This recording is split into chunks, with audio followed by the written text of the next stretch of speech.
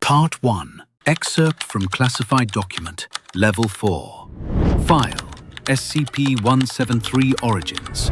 Retrieved from Site-19's offline data archive, following the 1998 communication loss event.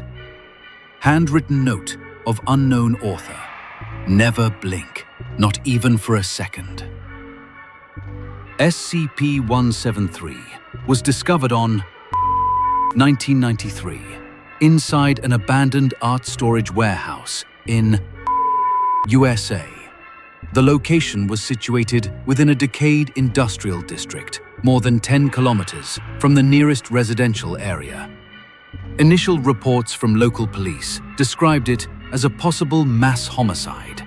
3 officers sent to investigate a missing persons case failed to return.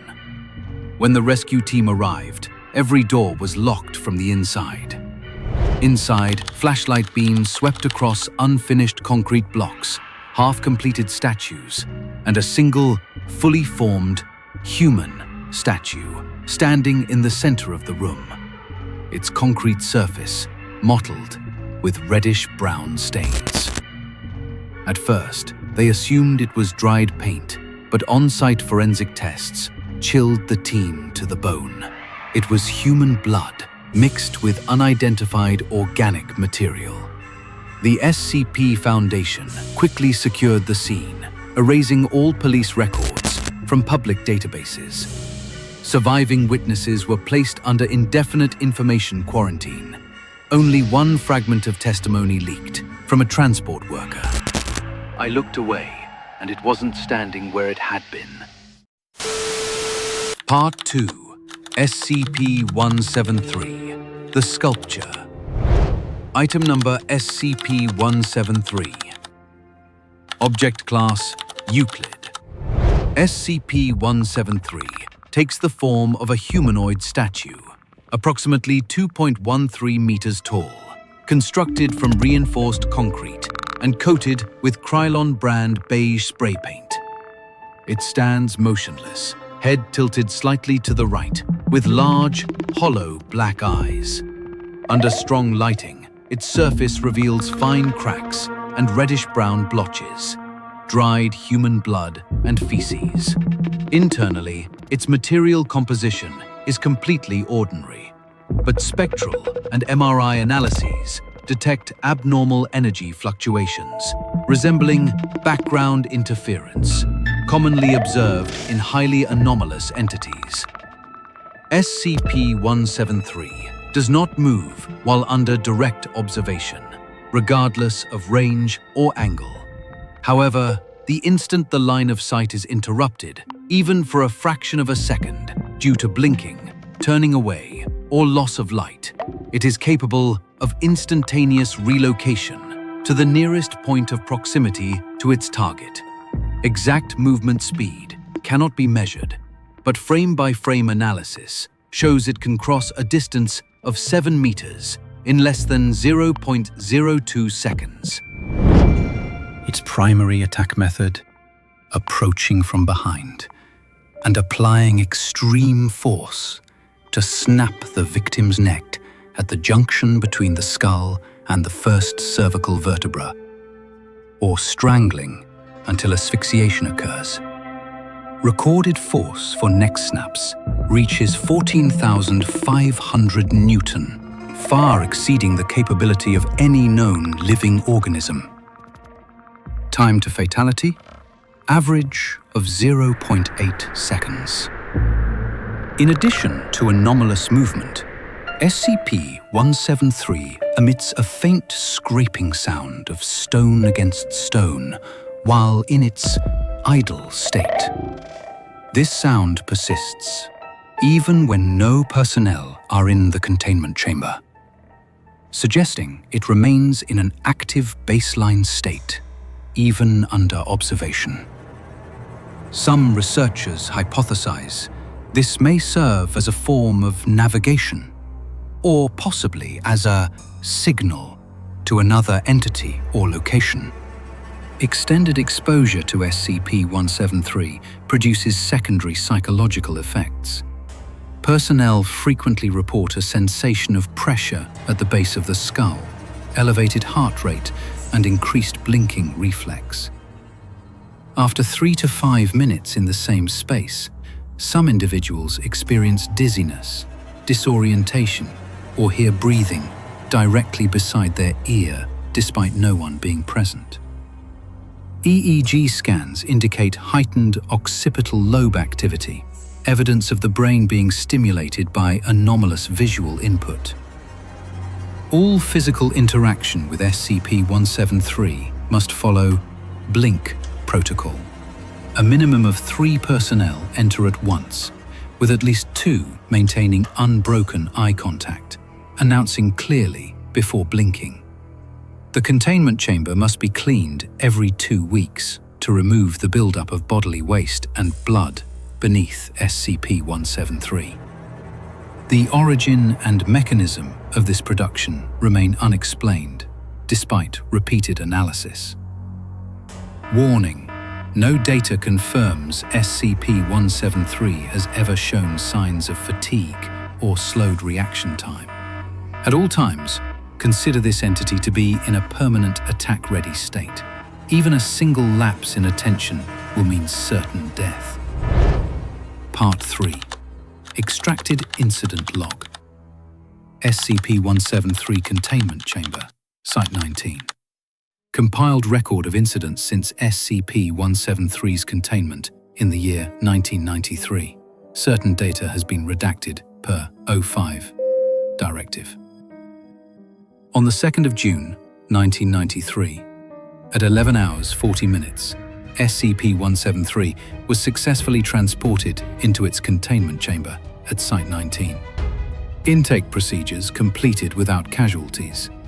For the first 48 hours, the entity remained stationary. Only a faint stone scraping sound emanated steadily from its location. On the 5th of June, 1993, at 08 hours 15 minutes, the cleaning crew discovered fresh, still warm blood beneath SCP-173. No source was found. Blink protocol enforcement level was increased. No casualties. On the 15th of June, 1993, at 02 hours 17 minutes, a total power outage occurred in Sector C for 4 seconds. When lights returned, SCP-173 was positioned against the steel door, with a blood trail stretching from the corner of the room to its new position. Door lock logs showed no access attempts. On the 20th of June, 1993, at 23 hours 59 minutes, Camera 7 recorded a second shadow moving close to SCP-173. Source of shadow unknown. Video feed lost 0.6 seconds of footage, an unexplained gap. On the 28th of June 1993, at 10 hours 46 minutes, all personnel in Sector C heard prolonged scraping of concrete against metal lasting over 2 minutes. The sound came simultaneously from multiple directions. 2 guards confirmed SCP-173 was motionless, but reported an overwhelming presence filling the chamber. On the 4th of July 1993, at 18 hours 2 minutes, D-1002 was killed when all 3 guards blinked simultaneously due to flashing alert lights. Camera captured a single blurred frame. SCP-173 had already closed on the target. Autopsy showed a clean fracture of the C1 vertebra.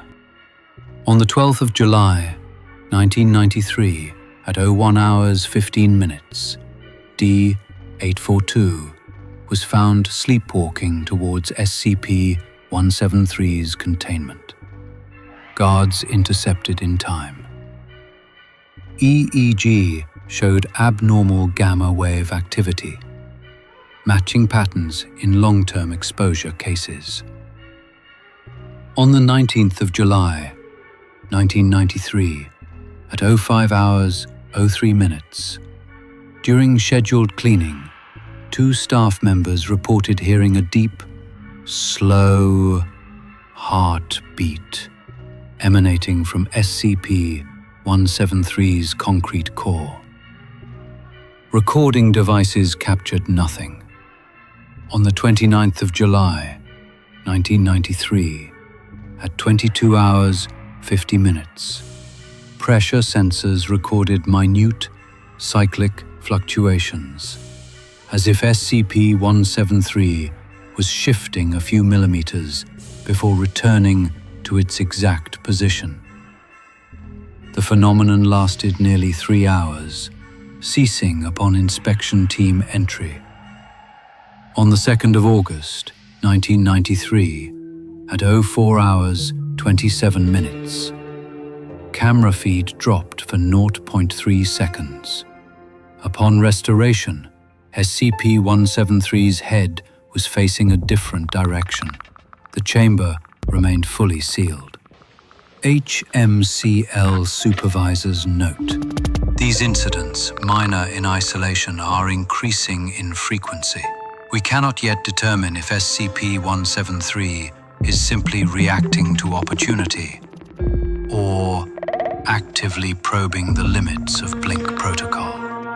The possibility that it is learning cannot be dismissed.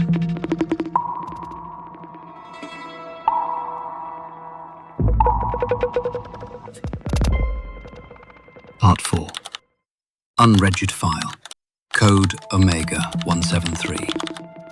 Origin unknown. Metadata analysis shows this file was uploaded to Site-19's internal network immediately after a 6-hour communication blackout on the 14th of September 2000. Begin. Audio log. Duration 3 minutes, 27 seconds. Sergeant Cale Dern, Night Guard, Sector C. At 9 minutes, 12 seconds, 14th of September, 2000. At 23 hours, 14 minutes, and 12 seconds. This shift, it's too quiet. Just me and Paul left in Sector C. The containment camera for SCP-173 still shows it standing in the middle of the room, like always. But something's off. Camera number 4 is starting to static. Little white flecks drifting across, like snow on an old television. Paul told me to ignore it, but my eyes are burning. I can't stop blinking. At 9 minutes, 42 seconds, 14th of September, 2000.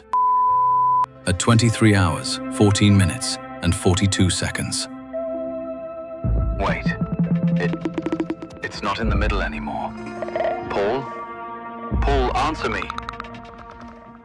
At 1 minute, 3 seconds, 14th of September, 2000. At 23 hours, 15 minutes, and 3 seconds. A scream cuts off, followed by a dry, heavy impact of concrete against steel. 11 seconds of silence follow, so absolute that faint static crackle is audible. At 1 minute, 14 seconds, 14th of September, 2000. At 23 hours, 15 minutes, and 14 seconds. Labored breathing, close to the microphone. I'm inside the containment chamber, but I don't remember coming in. The door's still locked. The monitor feed, it's blank. At 2 minutes, 7 seconds, 14th of September, 2000. At 23 hours, 16 minutes, and 7 seconds.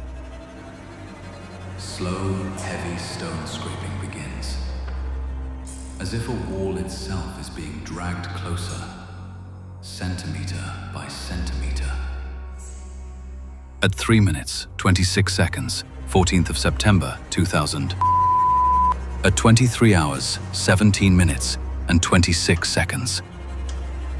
Log ends with a sharp, brittle crack, the distinct sound of a cervical vertebra breaking.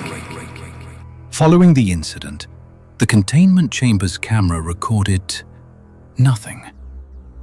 SCP-173 was gone. The next morning, on the 15th of September, at 07 hours 14 minutes, a guard in Sector B reported seeing a statue standing in the middle of the corridor. When he blinked, it was gone.